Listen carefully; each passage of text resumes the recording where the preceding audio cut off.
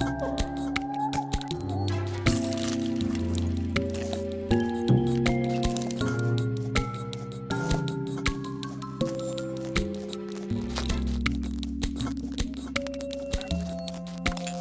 and welcome to the Evolving Spiritual Practice podcast. My name is Ralph Cree, and this is brought to you in association with bodyheartmindspirit.co.uk.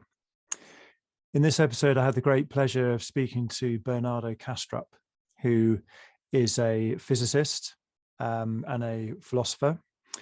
And he has he's got a great deal of energy for putting out content about what he calls analytic idealism, which is a consciousness-only view, and it equates very snugly with the non-dual tantric philosophy, Dzogchen, Tibetan Buddhism,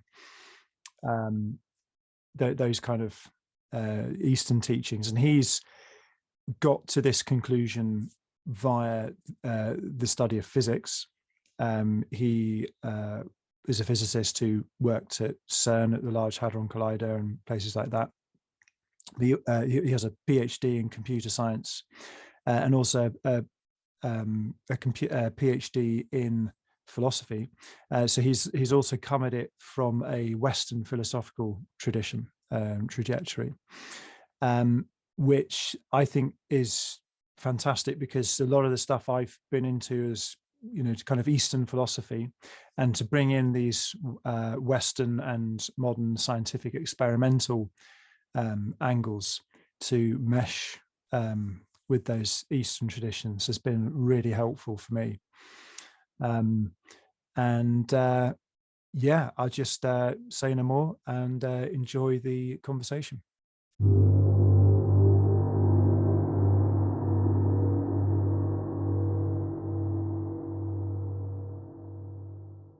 So, Bernardo Kastrup, welcome to the Evolving Spiritual Practice podcast.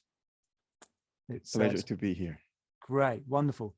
It's I've been looking forward to this for a really long time. I think I listened to an episode you did on Rebel Wisdom podcast in January or something like that. I was quite a long time ago, and I was like, I've got to speak to this guy. And I've been exploring your stuff on YouTube and all podcasts you've done, and I think it's fantastic work you're doing. And I think that and the thing, what I checked out after your listen to that initial podcast interview was your really good course on YouTube. It's like a sort of 6-part series on the subject we're going to explore, and I think that for me that was a great place to start, and then branch out into more of your interviews and debates and things you have with other people. Just saying that for other. So that's the Essentia Foundation course, right? That's it, Essentia Foundation course on YouTube. And just for those listening, that was kind of my route into your work. There's a lot of it. You've got a great work ethic in this field. It's not a free choice. Yeah. So just keep in mind the time we've got. I've written down so many questions for you. Hope we can get them all in. So if we could just start with a very short bio of who you are, your training, those kind of things, and then we can get on into the meat of the subject, please, if that's okay. Sure. I was originally trained as a computer scientist, a computer engineer. I have my first PhD in that field, reconfigurable computing mainly. I also have a PhD in philosophy of mind, ontology, and my work is mostly about the nature of reality. What is the world out there? What are we? And what's the relationship between the two of them? Excellent. And I think you worked at CERN. That's something, people, when they think of physics, they often think of the Large Hadron Collider and all of that stuff. And I believe you had a part in building some of the AI or some of the hardware there. Is that true? Yes, well, we tried AI as well, but ultimately we've chosen for a classical algorithm back in the 90s. AI was not as advanced as today. We didn't have the hardware. But yeah, working at CERN was my very first job. I was 22 when I started there. I worked in the data acquisition system of the Atlas experiment, which is one of the two big, there are more, but there are two big experiments in the Large Hadron Collider, Atlas and CMS. So I worked on the data acquisition system of the Atlas experiment. Great. And that, I mean, you know, for those listening, you know, there's a, you know, Bernardo's had a long and illustrious career in the world of physics and computer engineering and all that stuff. And that's kind of important because this is, you know, this podcast is about spiritual practices. But it's the kind of orientation I have is integrating Eastern and Western and scientific models and practical models from yoga traditions and those kind of things all together. And what really it piqued my interest when I came across your work is that it's what you might call the consciousness only view, which is a very common view in a lot of the Eastern traditions, and it's something I've been acquainted with for decades. But I was always, you know, searching for. I like to kind of triangulate truth, you know, from lots of different coordinates, and I was, you know, being raised in this kind of materialist, secular Western culture, you know, to try and find something in this Western tradition, which kind of linked up with these Eastern ideas was very important for me.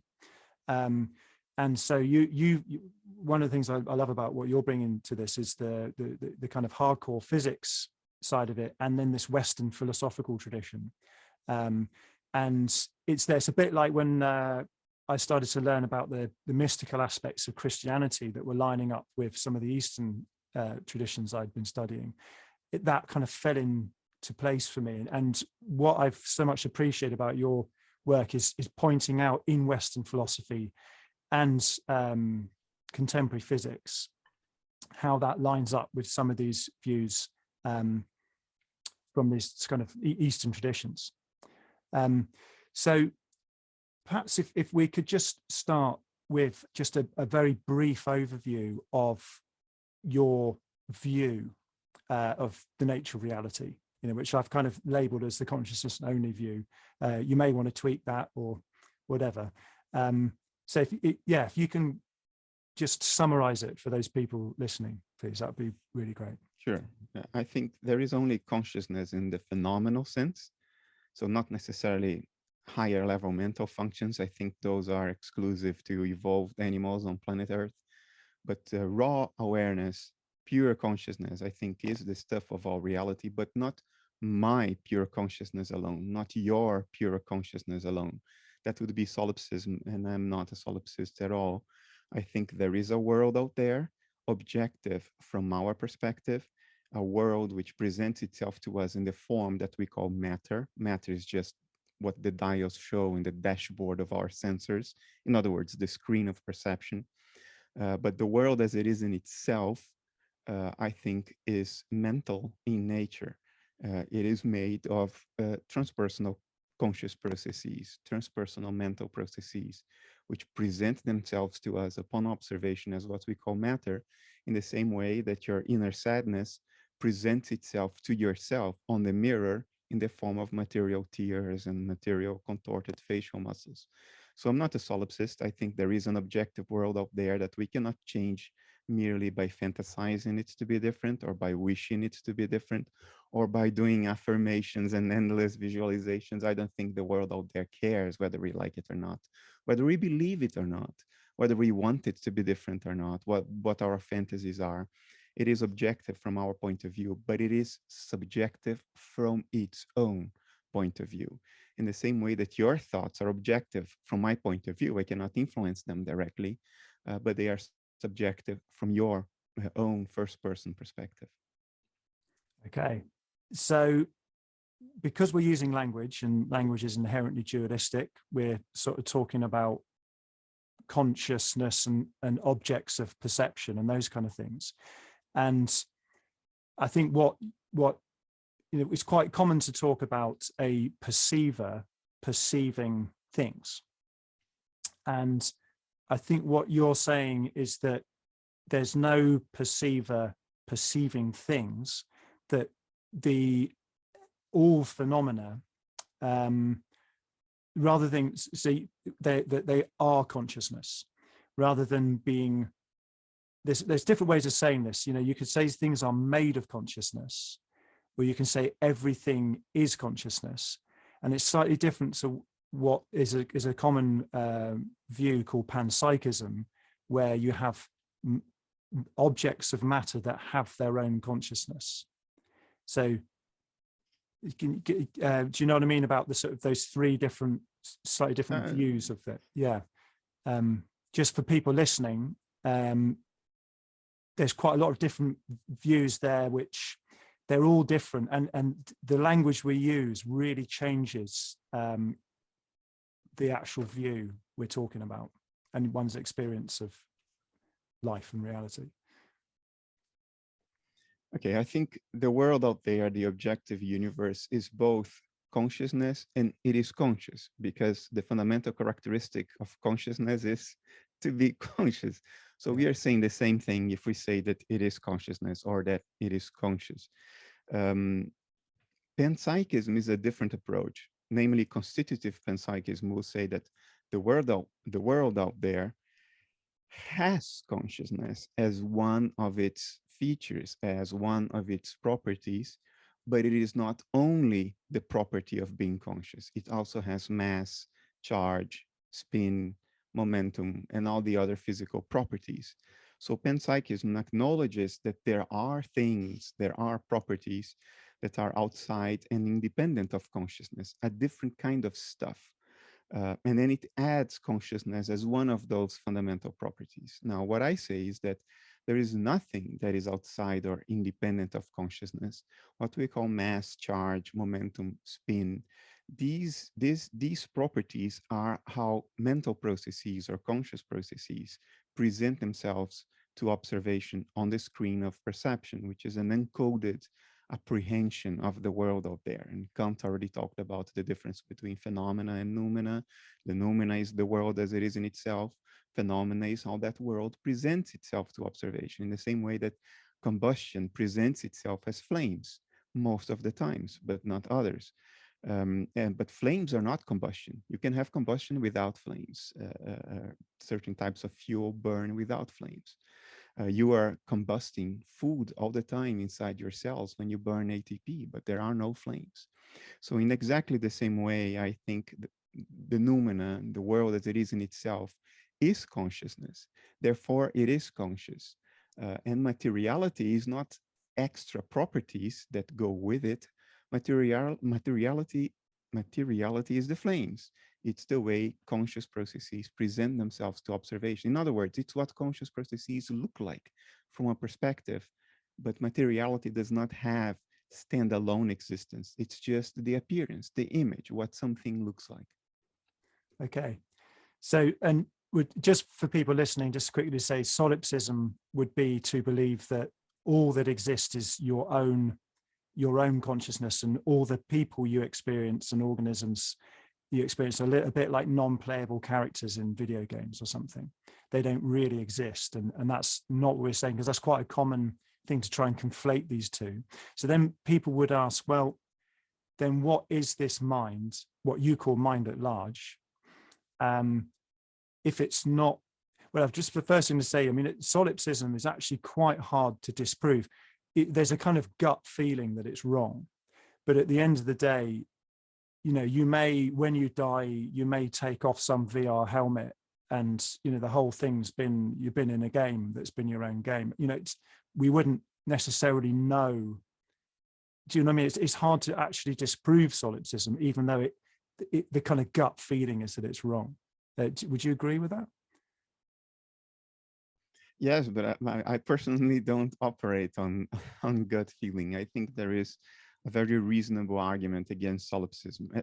When it comes to proving proofs, an affirmative proof is almost always impossible, even in most of science. We can disprove things.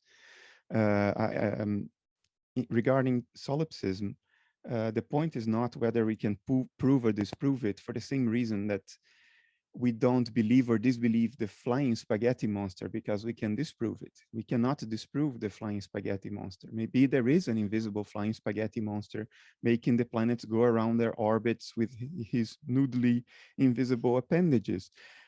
The question is not what can be disproven. The question is, what do we have reasons to believe? And in the case of solipsism, I think there are very good reasons to not believe it. Reasons based on parsimony mainly. Yeah. Okay. So you describe what you call the dashboard of dials, and I find this a really great metaphor. And if please could you just describe that? Yeah, we are naive realists by and large as a culture. We believe that the forms and shapes that appear on the screen of perception, in other words, the stuff we see, the contours of the objects and entities we see, we believe that they really exist out there in the world, that the world is made of entities that have the spatial temporal boundaries that appear on the screen of perception, the forms, shapes, and contours that appear on the screen of perception. Now, we know that whatever the truth is, this isn't part of it. It is impossible. It would be impossible for a living being to perceive the world as it really is. And there are at least two converging lines of argument for it. One is that if our perception states, internal perception states, would mirror the states of the world out there, there would be no upper bounds to the diversity of our inner states, and therefore we could not maintain our structural integrity. To put it very bluntly, we would dissolve into hot soup. Our internal entropy would just go out of bounds. Another reason is that evolution would have never favored an animal perceiving the world as it really is, for the same reason that it's not convenient for you to see a computer file as it really is. In other words, millions of open or closed microscopic switches, you cannot operate with it if we see a computer file, if you saw a computer file as it really is. What you need is a representation of it, like a little rectangle on your computer desktop, which doesn't look at all like the real file, but it helps you work with it. In exactly the same way, evolution would have favored a sort of a desktop computer metaphor. We don't see the world as it really is. We see it in whatever way it helps us survive in it. So the world as it really is not made of the entities, the forms, shapes, and contours and silhouettes that we see on perception. One way to visualize that is what we alluded to, the dashboard metaphor. Imagine that you are an airplane pilot and you do not have a transparent windshield. You do not have a transparent window to see the world as it really is. All you have is a dashboard of instruments. Can you fly safely? Yes, you can. We call it flying by instruments. And if the weather is bad, pilots are trained to not look outside, but to look at the instruments, because that's much safer to fly that way. This is us. Evolution evolved a dashboard of dials, not a transparent window to see the world as it really is. It's too dangerous, not conducive to survival. So the forms that we see on the screen of perception are the dials on the dashboard. What we call the physical world is the dashboard. It's not the actual world. It's a representation thereof that is convenient or conducive to our survival on this planet as anti-anthropic entities. And this is very important to realize, because if you realize that, a whole number of things that we consider very mysterious in science are not mysterious at all anymore. For instance, in foundations of physics, we know that physical entities cannot have standalone existence. Every time we try to carry out an experiment to show that physical properties really exist prior to being measured, and that measurement simply reveals what physical properties already were, every time we do this experiment, it turns out that no, physical properties did not exist prior to measurement. They are the result of measurement. And people get all discombobulated that, well, does that mean that there is no objective world? that the objective world is created only when we measure it. No, that's not what it means. Obviously, there is an objective world. There is something that is measured, but that something isn't physical. In the same way that the sky outside is not the dashboard of instruments of our pilot, the world out there is not physicality. Physicality is the dashboard. The dials on a dashboard show nothing unless the airplane's sensors make a measurement of the world outside. The world outside is the thing that is measured. The result of measurement is what the dials on the dashboard display. There is no confusion about that. Why is there confusion about the measurement problem in physics? There shouldn't be. You have to abandon the understanding or the narrative, the story, the account that the world outside is physical. It isn't. Physicality, just like the dashboard, is what appears if you perform a measurement on it. Physicality is an appearance, and appearances only exist if there's an observation. Otherwise, nothing appears. Stuff simply remains whatever it is. The world as it is in itself is not physical. It's most likely mental, because that's the only other thing we know for sure to exist. Actually, it's the only thing we know for sure to exist. Physicality is the result of measurement in the same way that the indications on the dials is the result of measuring the sky outside. So some people, who are into psychedelics, meditation, different sort of transformative practices like that might, I'm thinking of Aldous Huxley and the Doors of Perception, talking about this kind of filtering that happens of reality. So we get this kind of little trickle that comes through the filter, and people might lament that kind of limitation and want to kind of skip the filter and be able to, take it all in. One of the things that I've heard you talk about is that this kind of limitation of this dashboard, this sort of user interface, that's not a judgment. It's actually great benefit to have that limitation, because if anybody's smoked DMT or those kind of things, you wouldn't really want to be in that state. Well, if you're in that state all the time, you would not survive very long. But what would you say? I mean, do you know what I mean? That there's this kind of yearning in a lot of people that, I sense it in you. You're someone who wants to get to the foundation of things. Like you're very, very driven to understand what this is all about, this experience of living. And, lots of people share that drive.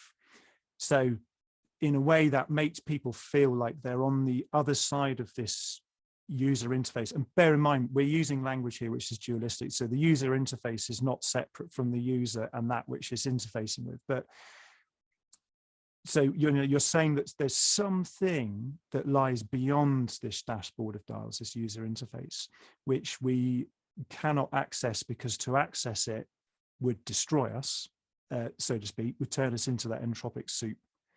It's a little bit like in the Bhagavad Gita, Krishna shows Arjuna his full form and he's like, whoa, turn it off. That's a bit of a word salad I've given you there, but do you get what I'm trying to get to? This, what would you say about accessing what lies beyond? It's not what evolution would have done, not because of value judgments. Nature doesn't pass value judgments, but the system and the regularities of the system are such that no living being would evolve to see the world as it really is. That's not what would have happened, not because it's good or bad, but because natural selection would not select for it. There is no value judgment here. The regularities of the system are such that this is how it would have evolved. To see the world as it really is not conducive to survival. So the living beings that did are not around. The ones that are around are the ones who didn't see the world as it really is, but saw the world in a way that would help them survive and reproduce and compete successfully in an ecosystem with limited resources. It's a very, how to say it, there is no value judgment here. It's just the way things are. I mean, whether you like it or not, it is just the way things would have evolved and worked. Well, would you say there are some states of consciousness that people can get into, which kind of immerse them in that is beyond the dashboard of dials, and Partly. then you come back from it? I'm thinking of things I like don't think that's impossible. 5-MeO-DMT, ketamine, you know, those very kind of out there experiences. The first thing to keep in mind is that we are always on drugs. We are always on a drug called serotonin, which is a neurotransmitter whose molecular structure looks a lot like the psychedelics you just referred to. So our experience is mediated by drugs. In other words, drugs of the neurotransmitter sort are what experiencing the world as a living being looks like. Our experiences, when observed from the outside, look like a metabolizing brain in which neurotransmitters are mediating neuronal firings. A psychedelic is a different kind of neurotransmitter, a different kind of drug. So it stands to reason that if you put that in your system, that would mean that the appearance of your experiences is changing slightly from serotonin to, I don't know, psilocin, dimethyltryptamine, whatever. So your experiences will change too, because if what they look like change, it stands to reason that the experiences themselves change. And it is conceivable that through these other neurotransmitter-like substances, you can apprehend your own reality and the reality of the world from a different point of view, a different perspective, which will feel very discombobulating because it's different from what you've been used to since you were born. But if you were born regarding the world from that perspective, it would be your normal. And this right now would be completely discombobulating. So yeah, it stands to reason that you can apprehend different aspects of reality under psychedelic drugs, aspects that are not ordinarily amenable to observation if you're running serotonin as opposed to psilocin or dimethyltryptamine. Yeah, I think one probably, no matter what state of experience you're having due to whatever pharmacological intervention, there is also this fact that consciousness can never be made fully into an object to itself. So I kind of call consciousness a forever mystery. And if I'm talking about, you know, you could, you know, as the sort of pure subject of experience, consciousness being that, the place from which one perceives phenomenon, that sort of vantage point of looking from will never be made into an object fully, because you can kind of dislodge parts of your psyche and make them into an object. Let's say you know, you had some kind of psychological trait where you thought you were never good enough or something because you had a harsh father who criticized you a lot or something like that, and that became your modus operandi in life. You could, through psychological work, bring that into and make that an object of your consciousness, and therefore become free of it in the sense that it's not the frame through which you're looking at. But there is a kind of an aspect of consciousness which I think you've called pure subjectivity, core subjectivity, pure subjectivity. They call that the self in a lot of the Hindu traditions, self with a capital S. Rigpa in Tibetan Buddhism says that which, due to its very nature, and when I say it's not an it, it's an I, that I can never be made into an object. So there's a kind of fathomless aspect to consciousness. So I think, even though, let's say, you know, I've had a lot of experiences on psychedelics where I've come away from it thinking, wow, I just experienced everything, the totality of everything. But I think one always should keep in mind that this is unfathomably deep, and we are. Yeah, does that make? Am I talking any sense?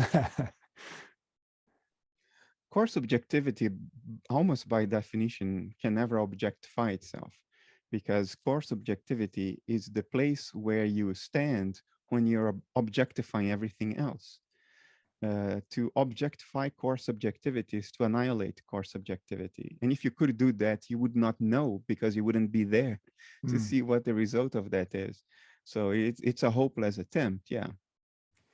So when you were talking earlier about measurement and consciousness being in it, with this inherently part of every experience that a sentient being has, you know, whether that's a scientific experiment or whatever, that there's this kind of inescapable bind of subjectivity. So if there was a scientist went out or no, used some piece of equipment, you know, remote piece of equipment on, let's say, Mars rover, collects some data, you know, that's in the kind of, you think we might think of that as a kind of a purely material occurrence a long way away from where we are. But ultimately that piece of data will end up in the subjectivity of a scientist, be interpreted, shared with other scientists, delivered to the general public, into their consciousness. So 100% objectivity is a completely theoretical thing for a human being or any sentient creature. Does that line up with what you're saying? I think from the point of view of an individual subject, there are such things as objective natural processes, in the sense that there are natural processes that we have no control over, no direct control over. I cannot stop a star from going supernova just by wishing that the star didn't do that. But what you might ask is, are there any objective processes that are objective from their own point of view, objective in and of themselves? That I would say doesn't exist. That there I would agree with you. That's a pure theoretical abstraction, because things can only be said to exist insofar as it's experienced somewhere by something, even if it's not by you. So I think the inanimate universe, for instance, is objective from our point of view, but it is essentially subjective from its own point of view. I don't think there is a purely objective inanimate universe in the sense that it itself has no inner subjectivity. I think that's a theoretical abstraction that doesn't solve any problem, doesn't provide any explanatory power. And on the contrary, it leads to insoluble so-called problems like the hard problem of consciousness, which is not a problem at all to be solved. It's just an internal contradiction of a mistaken theoretical abstraction that leads to contradictions as its implications. But keep in mind that in saying this, I'm not denying relative objectivity. I'm not denying that the cup of ayahuasca that I'm about to drink is objective from my point of view until I drink it. In other words, it exists out there. It's not part of my mental processes. But I do think that cup of ayahuasca is an appearance on our dashboard of dials that we call perception of what is, in essence, a transpersonal mental process. There is something it is like to be the inanimate universe as a whole, and the cup of ayahuasca is part of it. In the same way that one neuron is part of what your conscious inner life looks like. The cup of ayahuasca is part of the image of the inner life of the inanimate universe as a whole. So it is objective from that perspective. The moment I drink it, I pull that transpersonal mental process into my own dissociative boundaries, into my own private conscious inner life. And the result of that is that my conscious inner life changes. Of course it does. A thought changes an emotion changes a thought. If you bring a mental process that is out there in the objective world into your own subjective world, the subjectivity whose image is that cup of ayahuasca will become part of your subjectivity. And you will now experience that cup of ayahuasca from a first person perspective, not any longer from a third person perspective. So that's what we have to keep in mind. To deny relative objectivity is just silly. Of course, there is stuff that we cannot just think out of existence. There is stuff that does whatever it does, regardless of whether we know it, like it, care about it or not, believe it or not. It's silly to deny that. But the mistaken step is then to take the next step and to say that relative objectivity is in fact absolute objectivity.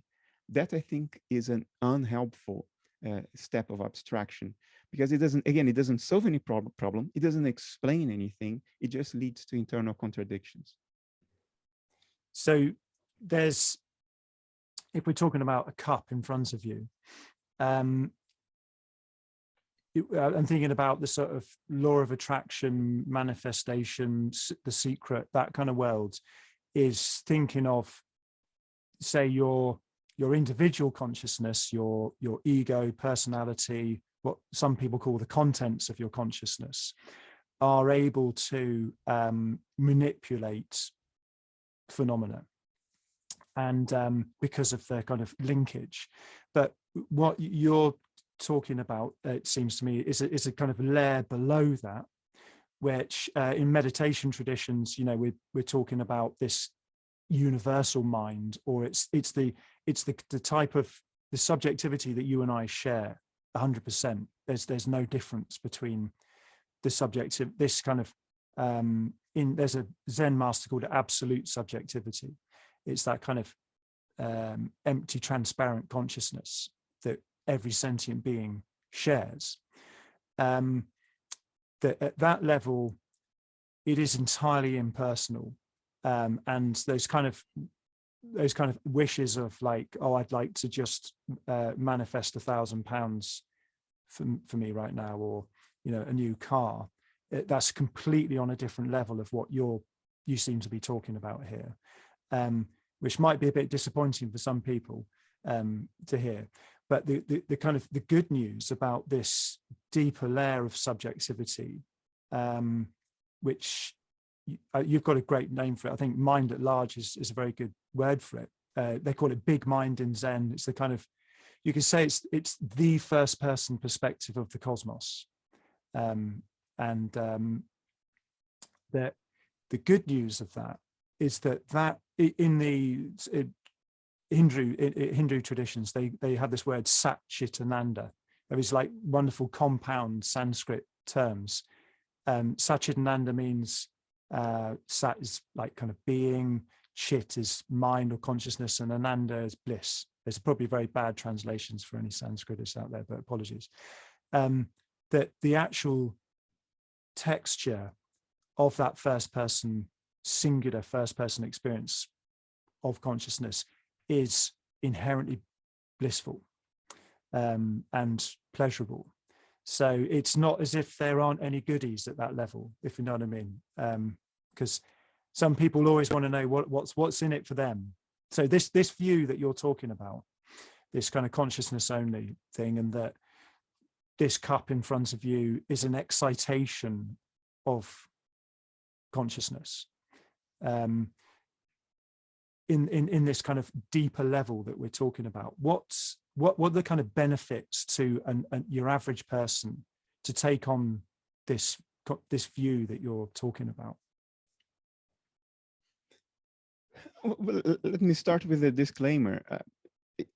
I think if you are in it because you want to know what there is in it for you, then I think you are on the wrong path and shouldn't be listening to me. It is rather a materialistic view, thing of like, but there's a bit of I want to give some people some carrots here. You know what I mean? Because I think what you're saying is really important. I personally want to know what is true. And if the truth turns out to be horrible, then okay, then so be it. At least I know and I get closure. It's a well-known psychological phenomenon called fluid compensation. If the news is bad, but you find closure, okay, that's sort of a compensation for it. That's my attitude. I want to know what's true. I want to know what's going wrong and what's going on. And I think the narratives of our culture are completely wrong. And not only wrong, they are obviously wrong. And the plausibility they have was manufactured by culture. If you hear enough people saying the same thing for long enough, you think it's plausible, even if it is complete absurdity. And materialism is total bullshit. It's complete nonsense. It doesn't take a genius to see that it is. You just need to think carefully about it for a couple of days, honestly, and you realize that it brings you to a blind alley and you can go no further. So that's the disclaimer. Having said that, what is in it for you? Um, there's bad news and there is good news. The bad news is the following: materialism had the amazing psychological advantage, and that came in the mid 19th century, mid to late 19th century, that it has eliminated from the table humanity's single greatest fear, single greatest anxiety throughout 99.9% of our history. And that is the fear of what we will experience after death. To put it in Christian language, am I going to go to heaven or am I going to go to hell? Materialism has gotten rid of that in one fell swoop. It has gotten rid of the biggest fear of humanity. Now you do not need to worry about what happens after death. You may worry about the process of dying, which can be very painful, but it comes to an end and then you're not there anymore. There's no one there to experience anything. There's no reason to be afraid of anything because you aren't going to be there to be afraid. All of your problems will, per force, come to an end at some point in the not far distant future, whether you like it or not, whether you do anything about it or not. That fear returns because now, if, under analytic idealism, your core subjectivity has nowhere to go. Everything happens in it. It cannot come to an end or to a beginning because all beginnings and ends happen within it. Your state of mind is going to change. You're not going to be an individualized cluster of mental processes anymore. And the corresponding change in appearance is your body rots. it stops metabolizing and begins to rot. Wow, that's a big change in appearance, which ought to correspond to a big change in mental state, in the configuration of consciousness. That will change. But again, it's a configuration of consciousness that change, not consciousness coming to an end. And the question becomes valid again. What am I going to experience when my configuration of consciousness changes dramatically? That's the bad news. The good news is you're never going to be annihilated. Your core subjectivity is around for the long haul, which for some, including for myself, is also bad news. I call it the vertigo of eternity. It's a very scary thing to really understand and internalize that your core subjectivity cannot go anywhere. It cannot disappear, even if you kill yourself. I'm not sure this is good news for me, but it's good news for a whole lot of people. The other good news is meaning returns. Now, even if you suffer a lot and you think your life is pointless, you will have learned something from all that suffering, from all that pointlessness. You will have come up with certain thoughts, certain interpretations, certain insights. And under materialism, those insights would disappear. And therefore, all of that pain and suffering was for nothing. Under analytic idealism, when you die, your configuration of mind goes from a localized state to an open state. Or in technical terms, it goes from a dissociated state to a non-dissociated state, which means that the insights you have accumulated during life are now dispersed in a much broader cognitive context. In other words, they become the insights of nature, and you have been the carrier of those insights. Thanks to you, nature now has those insights after you die. So your life is meaningful. The world is meaningful because now the physical world is an appearance. It's not the thing in itself. It's what the thing in itself looks like. In other words, it's a symbol. It's a book to be deciphered. It regains that extra dimension of depth and profundity and meaning. There is something mysterious on the other side of the world from you, in the same sense that there is a storm, a sky, clouds, wind behind the dashboard of dials on an airplane. The thing that's measured and represented on the dashboard is the mystery, is what is behind the dashboard. The physical world is our dashboard. What is behind it? Now imagine that you were born in a windowless airplane cockpit. All you had was the dashboard throughout your life. And when you die, for the first time, you see the sky, you see the storm, the sun, the moon, the stars, the clouds, and you realize that all of that indeed was represented on the dashboard, but you experience them in a completely different way, you experience them with an extra dimension of meaning and significance. And that's the invitation. The invitation that my idealism makes to all of us is that the world we see, even if it feels terrible or feels amazing, it's just like a dashboard. It's very flat, compressed, encoded. It doesn't begin to convey the profundity, the richness, the depth of the mystery that is right on the other side of it from us, that is surrounding us at all times. So it brings back to life that dimension of mystery and meaning. Yeah, that's so important. And you've talked about your experience being a sort of secular materialist, and I resonated very much with that in an earlier part of my life. 10, 15 years of feeling this kind of distress of the pointlessness and meaninglessness of this materialist, secular modern worldview. I think just mystery re-entering the stage again is extremely therapeutic. It's terrifying, but also therapeutic, because there's this kind of haughtiness that comes with the kind of materialist view that there is no mystery, that there's ultimately no mystery. Given enough time and enough experiments, humans will be able to explain everything, and we're probably pretty close to it anyway. And there's that kind of feeling of and a dissatisfaction with what we've found out so far. But I think one of the things I wanted to say with the fear of the infinity of consciousness, that this core subjectivity aspect of who we are is always at ease with any experience we're having, no matter how terrifying.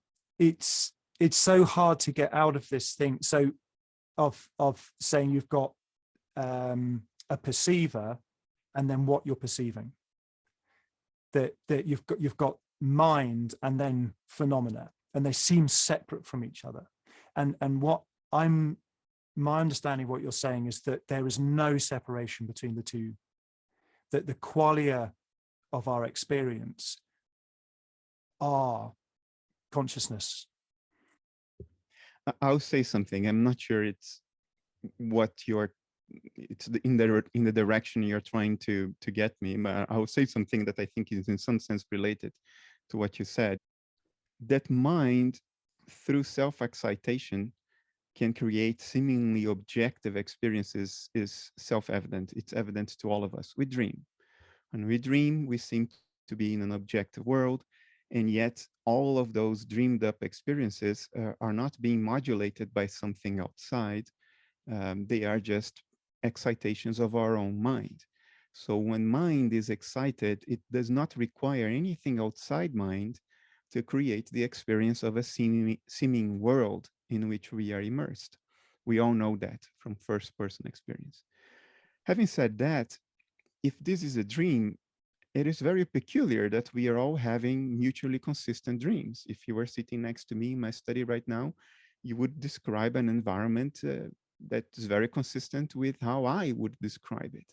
So we seem to be immersed in some sense, the same dream and experiencing the same dream from different perspectives. And I think that is important data that cannot be neglected or ignored. There seems to be, or I would even go as far as to say there obviously is a shared external context to our individual minds. I would say that external context is itself mental, but it's not my mind. It's not your mind alone. It's not only the sum total of all minds of all living beings. It is a mind at large. It is a transpersonal form of mentation that underlies nature at its most basic ontic level. So what are we? If the core subjectivity of our minds are the same, if my core subjectivity is the same as the core subjectivity in you and the core subjectivity of nature at large, then why does it seem like uh, there is a world beyond our own minds? Even if that world is mental, it's beyond our minds, and we all seem to be inhabiting it. How does that happen? If it's all only one core subjectivity, all one mind, how come I don't know your thoughts right now? How come I don't know what's happening in the galaxy of Andromeda? How come I forget things? How come I can't get into the mind of Putin and stop him from being this barbaric criminal that he turned out to be? Um, we have to account for that. And I think the most explanatorily powerful, empirically grounded, and reasonable way to account for this is based on a phenomenon that is well known in psychiatry. It's called dissociation. A person suffering from what used to be called multiple personality disorder, today it's called dissociative identity disorder, or DID. That person experiences their own, otherwise unitary mind as a collection of seemingly independent centers of awareness, which is technically called an alter. An alter is a dissociated segment of what is in fact one mind, or the multiple personalities, so to say. Technically, they are called alters. And research in the 21st century, since the advent of neuroimaging, has shown that dissociative processes look like something under a brain scanner. In other words, alters have an appearance. There is something it looks like when you observe an alter from the outside. You can even diagnose people with DID, not based on clinical reports from the patient, but on objective neuroimaging. My hypothesis is that in the mind of nature, something like that happens. The mind of nature dissociates at a universal level and forms alters. And because those alters are dissociated from one another and from mind at large, we don't know what's happening in each other's minds. We don't know what's happening in the galaxy of Andromeda because we are dissociated. We are alters of the universe. And what do those alters look like? Because we know that in the mind of a person, alters look like something. Well, in the mind of the universe, alters look like biology, metabolizing living entities. Life is the same as a dissociative process in the mind of nature. From a first person perspective, it feels like us, our inner life. From a second person perspective, it looks like a metabolizing biological body with brain activity, patterns of brain activity that correlate with inner experience. Why do they correlate? Because they are what inner experience looks like from across a dissociative boundary. The image of a phenomenon correlates with the phenomenon, of course. And that's why brain activity correlates with the experience. So the material world is just what the mind of nature looks like from across our dissociative boundary. It's the dissociative boundary that creates the dashboard. From that perspective, dissociation is a configuration of mind. And there can be, a whole spectrum of dissociation. Dissociation is not binary. You're either dissociated or you're not. You can have many degrees of dissociation, and those degrees can change in the course of life. You drink alcohol, your dissociative state changes. You get a high dose of 5-MeO DMT. Well, your dissociative state will change a lot. You're basically making the dissociative boundary a lot more porous, permeable, less efficient in insulating cognitive contents from across it itself. So it is possible that all these different states of consciousness that are talked about in the spiritual traditions of the world are basically mythological language to talk about the different dissociative configurations of mind that can occur in the form of life, in the form that we call life. And that ultimately, if you end the dissociation for good, we have a name for that, it's called dying. If you end the dissociation for good, instead of observing the world from across your own dissociative boundary, having the dashboard, you become the world. The pilot leaves the airplane and becomes the storm outside, becomes the sky outside, and you experience the world from a first person perspective. And in between these two extremes, observing and being, there probably are all possible gradations in between. which are correlated with what people call near-death experiences, psychedelic trances, anoxia, lack of oxygen to the brain, all kinds of things. Yes, it's a really ingenious hypothesis, that, and I love it.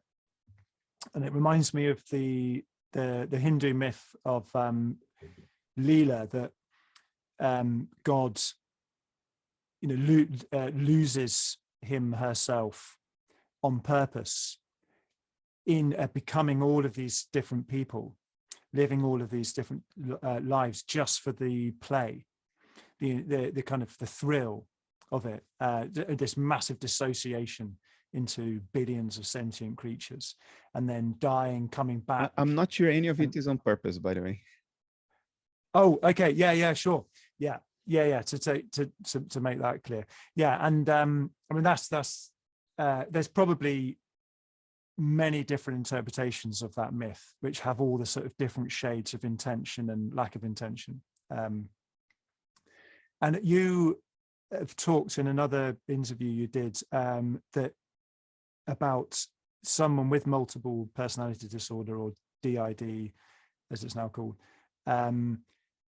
dreaming with all of their alters in their dream as individual characters, which is really fascinating. That even a person's individual consciousness can split off into all these different alters. I mean, in a way, I suppose, even in a normal dream, there's lots of different characters in there, which are kind of dissociations of your own consciousness, perhaps. Yeah. Well, the other thing I want to say is when people talk about reincarnation, it's something I've heard you address, and I believe it was Shankara, who was sort of very important Indian sage who's from a long time ago. When asked about it, he said that there's only that God is the only transmigrant there's only one being born and dying and reborn and all of that sort of thing. So there's not actually individuals that's happening to. But it is really, I think that the reports of the children's reports of reincarnation are particularly interesting, because they don't have all of the the baggage that adults do. I think you've said something interesting about reincarnation, that it's not, if there is only one mind, it's not that surprising that people would remember other lives, given that kind of interconnectedness of it all. Which I thought was a really good point. If life is what a dissociative process in the universal mind looks like, then death is what the end of that dissociation looks like. And if dissociation ends, cognitive contents from both sides of the former dissociative boundary intermingle.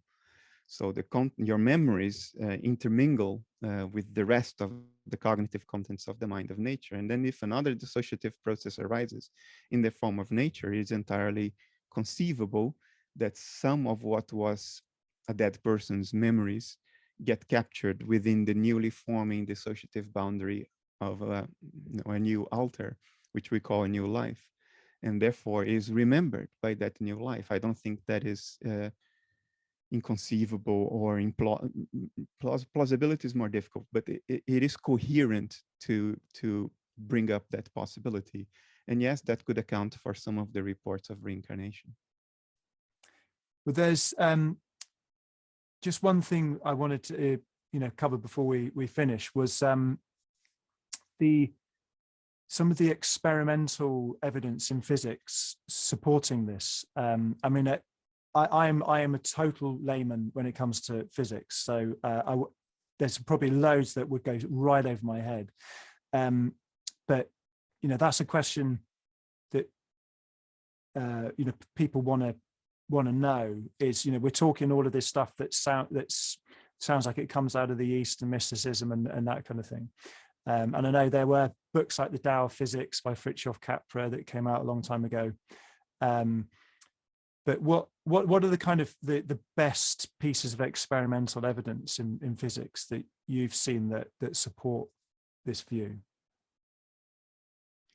Okay, first, let's keep in mind that in the popular culture, these experiments and the results from foundations of physics have been egregiously mischaracterized and misused and misrepresented. Somebody was showing me the other day some YouTube video by some cartoon character, some Dr. Quantum something. And then at some point, Dr. Quantum says, the electrons know whether they are being observed or not.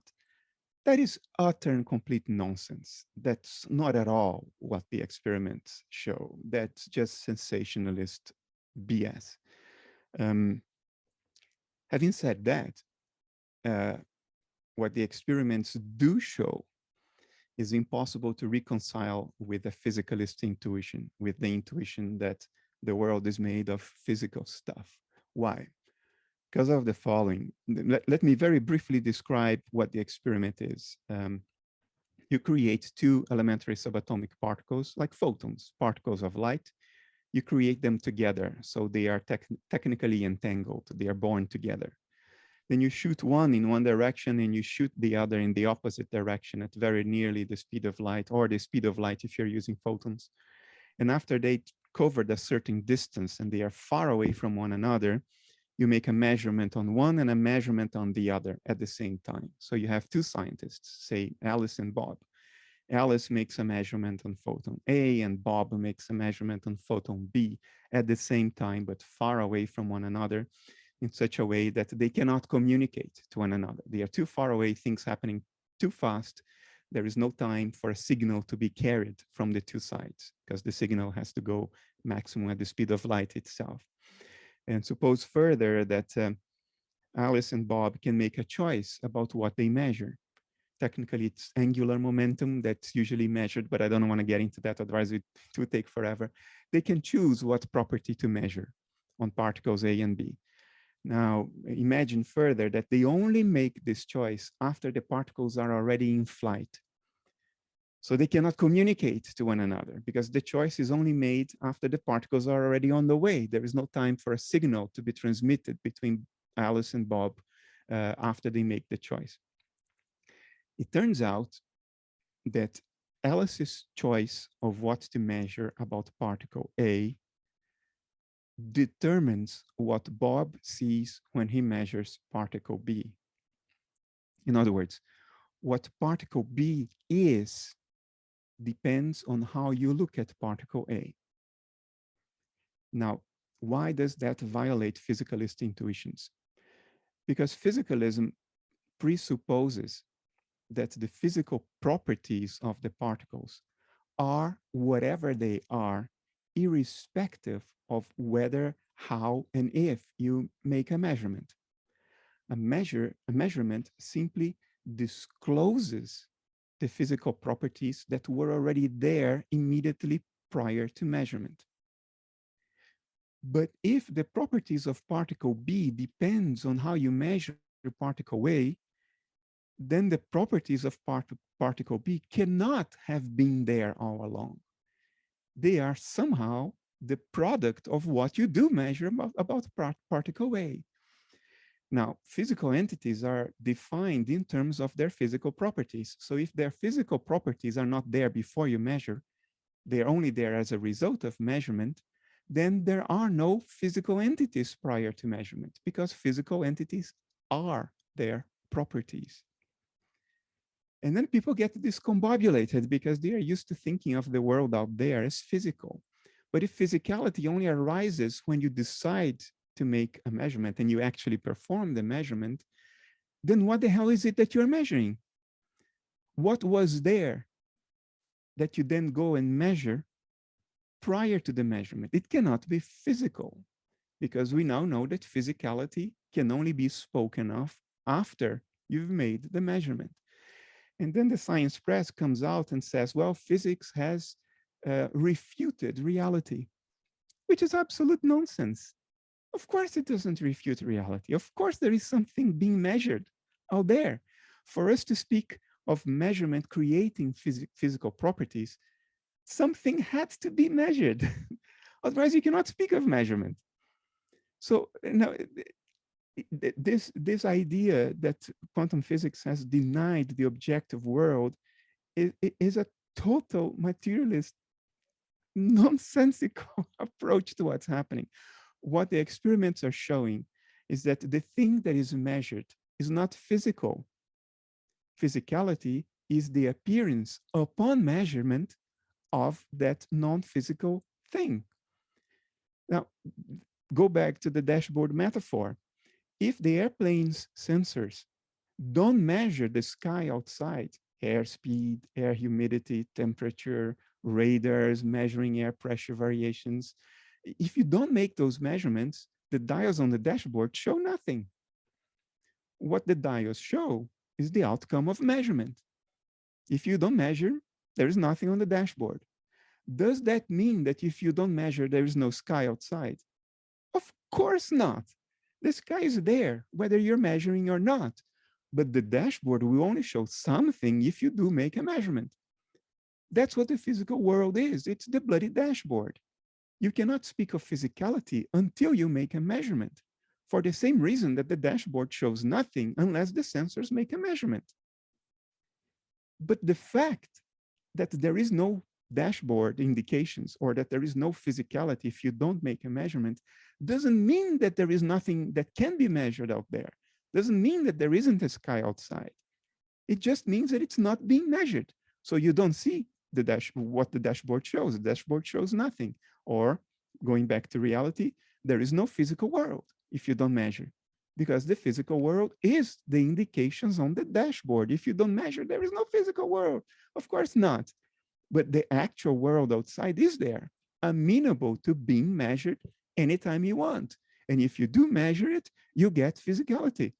In the same sense that if the airplane sensors do measure the sky, the dial shows something. That's all there is to it. And to circumvent this obvious, very natural, reasonable, eminently reasonable conclusion, people come up with all kinds of absurdly implausible stories. Sean Carroll, famous physicist, he has concluded that there are countless physical universes popping up for no reason, out of nothing, into existence, every infinitesimal fraction of a second, for which we have precisely zero empirical evidence. He thinks that's a more plausible explanation for these experiments than to just accept the obvious. The world as it is in itself is not physical. Physicality is an appearance thereof upon measurement. There are other people like Sabine Hossenfelder who want to throw away a basic understanding of what observation means in an absurd theory called superdeterminism based on hidden variables. So she imagines that there are these hidden properties of nature for which we have absolutely zero evidence that work in such a way that the outcome of measurement depends on the settings of the measurement apparatus. Let me make a metaphor to try to help you understand this. The theory is equivalent to saying the following. If you make a photograph of the moon and you set the settings of your camera, the measurement instrument, like aperture, exposure time, what she's saying is that what the moon is depends on the settings of your camera. So if you change the aperture and exposure time of your camera, the moon will be something different. So this is the kind of absurd fantasy for which there is zero evidence that people come up with to avoid the conclusion that is obvious from experimentation, that the world as it actually is isn't physical. Physicality is just an appearance. Eventually, we will of course accept the obvious. We will of course accept the evidence for what the evidence is obviously telling us. But culture has a lot of momentum. Bullshit narratives have so much momentum that it may take a generation or two for us to accept this. But in this century, it will be accepted because it's just too in our faces to be denied for too long, to be replaced by these absurd alternative narratives. Yeah, Adyashanti's got a good saying that waking up is like being an alcoholic getting sober, but you have to live the rest of your life in a bar. So, you know, waking up. It's a good one. Yeah, waking up from materialism's kind of like that, because there's just this incessant social conditioning reinforcing the materialist view. Well, I wish we had more time, because I feel like there's a whistle-stop tour of it, and I just one thing I want to get down on, just for those listening, and not that we need to explore this because I know you haven't got time, but people can look up your other talks that. And this relates to the view that consciousness is created by the brain, and that the richness of our experiences is a result of the activity and fireworks inside our brains. That when people only found this out in about 2012, and people were taking different psychedelics, going into fMRI scanners, we were expecting that their brains would be, look like some incredible fireworks display, but actually their brains showed a very, very diminished level of activity compared to normal waking state. And that was a surprise result for people, that when your brain is less active, you can have these super rich experiences, which is it's a counterintuitive thing. But it's, again, a piece of evidence against the kind of brain creating consciousness. And but I just wanted to put that there as a footnote for people to look up, because it's a very, very interesting data point. Yeah. Well, thank you so much. You've been incredibly generous, Bernardo. And I really admire your energy for putting this view out there. You're creating an enormous amount of content out there on the internet, and I hope it's there for generations to come for people to gorge on, because it's great stuff. And thank you so much. Thanks for having me. I made all the music that I use in my podcasts. If you'd like to hear more of my music, please visit SoundCloud and check out my profile, Ralph Cree.